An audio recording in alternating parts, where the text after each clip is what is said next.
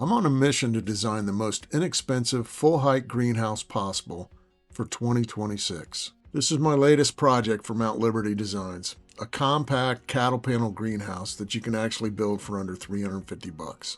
One of the big changes here is the double-framed base.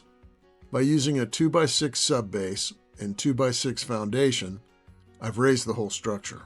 This change gives us over 6 feet of headroom at the door and about 6.5 at the ridge. No more hitting your head every time you walk in to check your plants. It's small, about 7'3" by 4.5 feet, but it's a powerhouse. We're using 2x4s for the shelving, giving you enough space for 12 10-20 trays on the racks alone. The build process is intentionally simple.